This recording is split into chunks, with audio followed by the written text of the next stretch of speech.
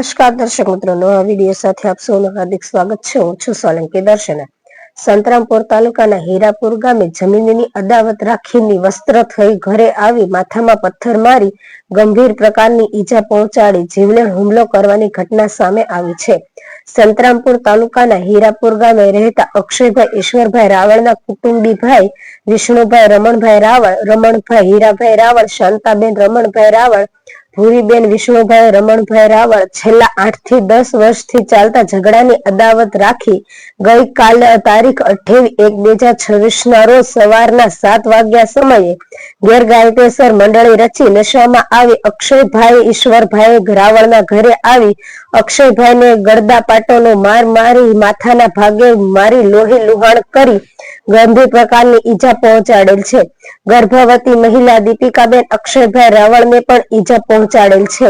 અક્ષયભાઈ ઈશ્વરભાઈ રાવળ 112 પોલીસને તાત્કાલિક ફોન કરતા પોલીસે ઘટના સ્થળે આવી મામલો શાંત પાડ્યો હતો, પરંતુ પોલીસની ગાડીમાં જ નશાની હાલતમાં વિષ્ણુભાઈ રમણભાઈ રાવળે અક્ષયભાઈ રાવળને માથાના ભાગે ફરી માર માર્યો હતો અને પોલીસ જોડે પણ બીભત્સ વર્તન કરી ઝપાઝપી કરી હતી.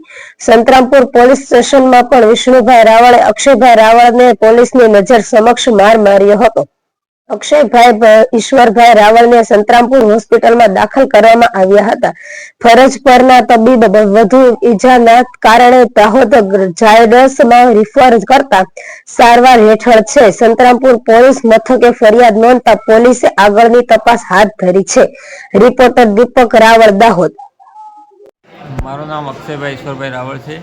હું હીરાપુર ગામમાં રહું છું, તાલુકો સંતરામપુર, જિલ્લો મહીસાગર. અને મારે બનાવ એવો બન્યો છે કે કાલે સવારમાં 7 વાગ્યેના સમયમાં સામેવાળા પક્ષના રાવળ વિષ્ણુભાઈ રમણભાઈ નિર્વસ્ત્ર થઈ જેવી તેવી હાલતમાં મારા ઘરે આવ્યા. સવારમાં અમે આ બેનની ગાળ બોલવા માંડ્યા અને સીધું અમે પૂછ્યું કે ભાઈ તું કેમ આવું કરે છે અને આવી રીતના કે આવી હાલતમાં શું કામ આવે છે.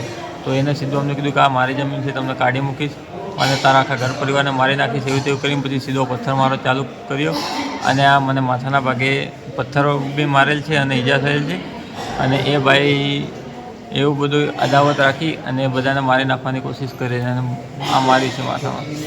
અને મને આ માથામાં માર્યા બાદ બી કોઈ જ્યારે અમે પોલીસ કેસ કર્યો, 112 નંબર પર ફોન કર્યો, ત્યારબાદ ચાલુ ગાડીએ બી 112ની ગાડીમાં બી મને માથામાં એને મારેલ છે. એ બી મારા જોડે ફોટો વિડીયો બધું પડેલું છે.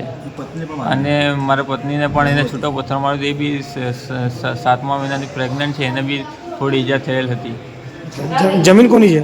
જમીન તો અમારી જ છે, અમારા દાદાની છે, પણ એ ભાઈએ અગાઉ 2 વર્ષ પહેલાં બધી જમીન એના નામે કરીને બધાના નામા કાઢી નાખ્યા હતા નકલમાંથી. અને એનો બી અમારો કેસ ચાલતો હતો.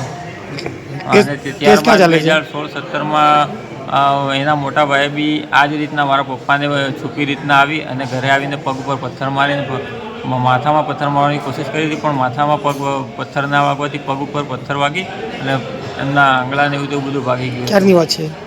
હા, એ ક્યારની વાત છે? એ 2016, 17 કે 18ની વાત છે. એટલે આ બે ભાઈઓનું આવું કામ છે. હમણાં તો આ હાલમાં વિષ્ણુભાઈએ કરેલું છે આ બધું, આ માથાના ભાગે ઈજાને. બીજા ભાઈનું નામ શું છે? બીજા ભાઈનું રાજુભાઈ રમણભાઈ. એ ક્યાં રહે છે? એ હીરાપુર જ. હીરાપુર ક્યાં આવ્યું? તાલુકો સંતરામપુર, જિલ્લો મહીસાગર.